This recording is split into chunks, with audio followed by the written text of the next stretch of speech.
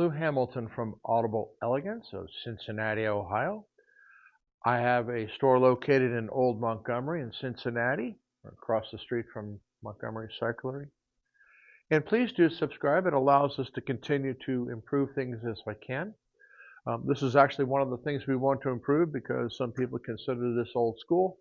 We'd like to do some advancement in that area as well, but your subscriptions are what makes it possible. I thought I'd take a little time to delve into speakers and their nature. And you can see I've got East Coast and West Coast here. And the reason I use that is years ago, there was a reference to an East Coast sound and a West Coast sound. This was 50, 60 years ago. And I personally have changed it a little bit to what I call acoustical, and on the other side, sound reinforced. I'll just let it go ring. Now, the reason I'm doing this is because I don't believe there's anything called a perfect speaker. They don't exist. And the reason they don't exist is because of the nature of how the music is produced. Acoustical is exactly what I'm saying. It's instrumentation that is not electronically amplified.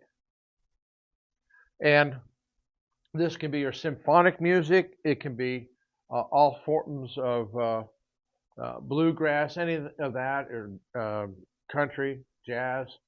But those can also be over in this category too. So you're a little bit careful about that. Now, when you talk about sound reinforced, the most obvious one is rock and roll in that genre. And the reason I make this distinction is because your goal in any audio system is the reproduction of a live musical experience. And so you have to understand that the way things sound under West Coast is exactly because they're being played through essentially PA dumps or sound reinforced products with heavy amplification. And it has a different tonal structure because of the nature of the speakers and such used.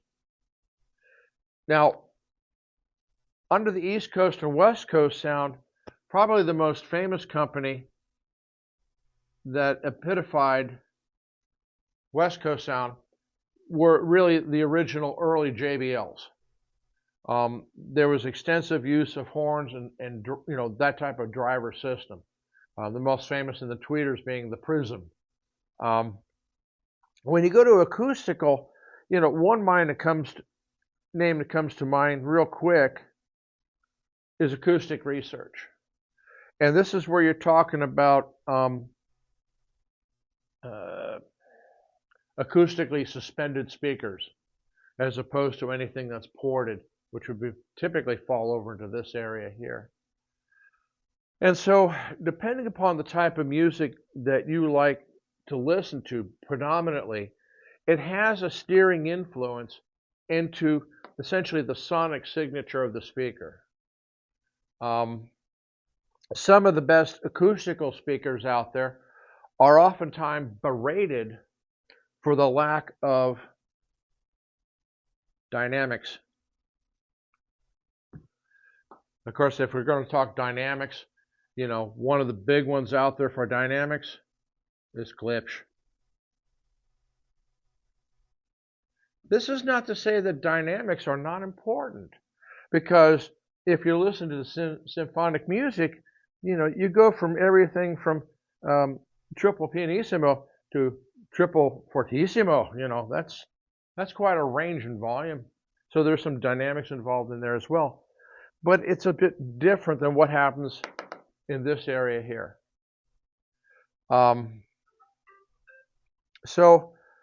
This is kind of starting the laying out. And when you're looking at speakers, you have to think a bit about what type of music you typically listen to. It's not that it has a dead hand control, but it does have this influence. Now I'm going to put another chart up here and go even further. Now, what's really important to understand with the imperfect speaker is this center here is perfection. And on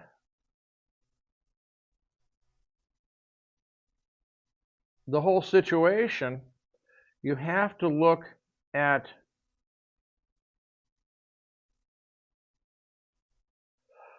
the different qualities a speaker has.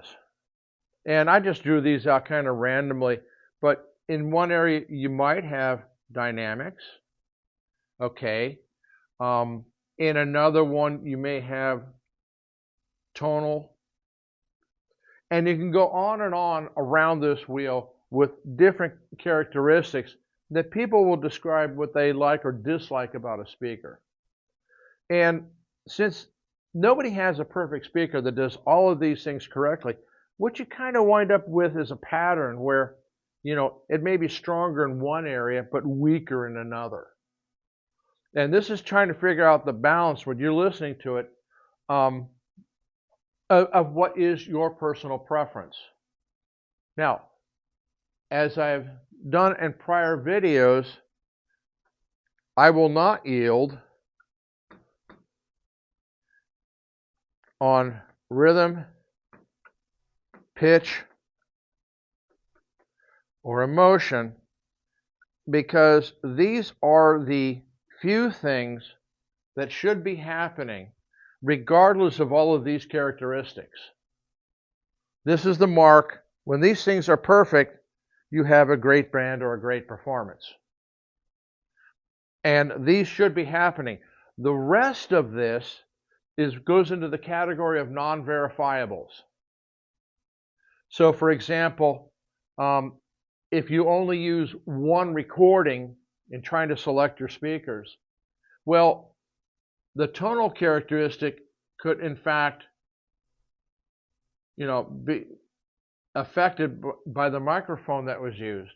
Or what did they do in equalization? And the minute you put on a different recording, oh, this all goes to hell. So you have to use multiple recordings and over the breadth of the music you enjoy listening to. And the more intense you like to listen to a particular style of music, then you can start beginning to really concentrate on these other elements as long as these three are maintained. The minute you go hard on tonal and you give up rhythm, congratulations, you've now spent a lot of money putting a wedding reception band in your house. If that's what you want to live with, crash weddings, it'd be a lot cheaper. But a lot of people can get very hung up on the tonal. Now, the dynamics is kind of an interesting one because dynamics are very important to music. For those people who enjoy the Klipsch loudspeakers, Paul Klipsch was down in Hope, Arkansas, and people remember Hope, Arkansas. Hope, Arkansas was also during World War II the test firing grounds for our artillery systems. We're talking, the big guns, big artillery. And if you want to talk about dynamics, be around something that's being fired like that. I spent a little time down at Fort Knox with the tanks during Army ROTC. There's some real dynamics there too, between quiet and very loud. So that was kind of where Paul Klipsch came from when he was designing his speakers, because he went for horns. He wanted that dynamic range. He understood that as part of the music. People will quibble perhaps with the tonal characteristics of Klipsch. They may quibble with other things, spatial characteristics, any number of things.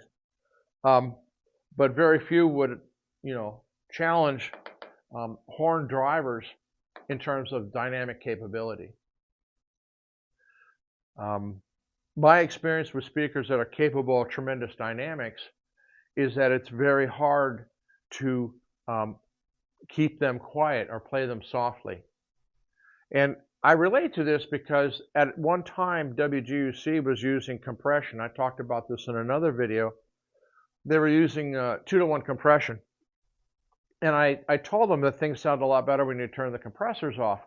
Well, they did. And they immediately said, my God, it does sound a lot better. Yes. But then they also started getting a lot of complaints because there were a lot of people who like to listen to WGUC on their little table radios in the office. And so when you had much greater dynamic range between the difference between loud and soft, well, they would turn up the radio to hear the soft, but then when it got really loud, it would bother other people.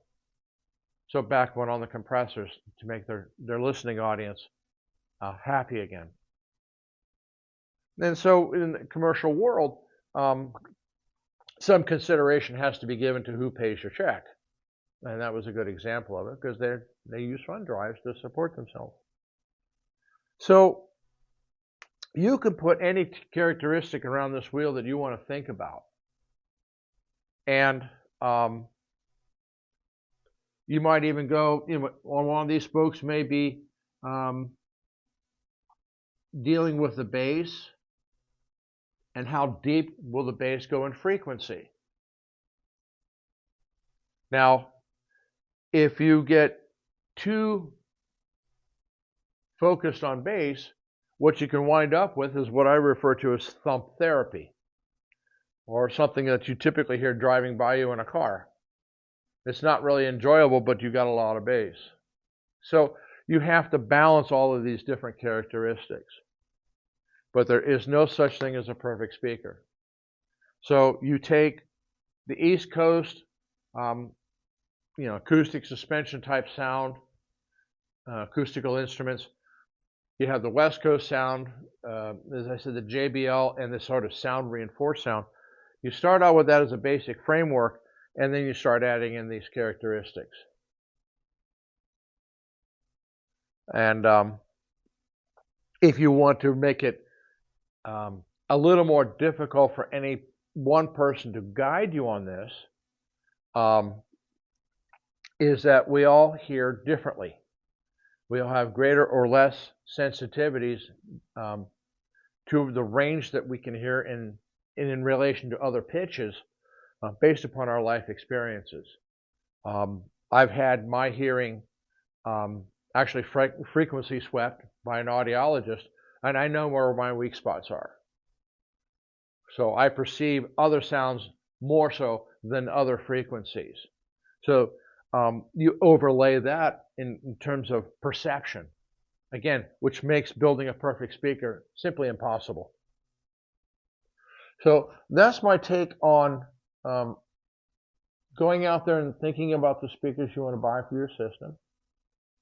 I guess one of the other kind of interesting overviews of this is if you have a hybrid system, which is both home theater and music, because home theater is going to drive on the dynamic side,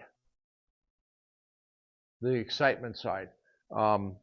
Again, this is where a lot of the sounds are artificial, explosions and things like that. Some of them are real, I suppose. But, all of the explosions and such in Star Wars were artificially created, because in space there is no sound. So I enjoy it when the Star Trek, what was it, the Search for Spock, where the one starship runs out of power and you hear it sputter like an engine running out of gasoline. That was kind of amusing, I wonder if that really occurred, sort of thing. No, it didn't. So these are the sort of things you look at. That's why really you have 300, 400 different brands of speakers. You may have 50 to 100 different brands of electronics. But when it comes down to source electronics, you're typically working with 5 to 10, really well known. And it's because the speakers have this impact on terms of East Coast, West Coast sound, and the characteristics that people most quickly recognize. And there we are. Hope you enjoyed it. Thank you.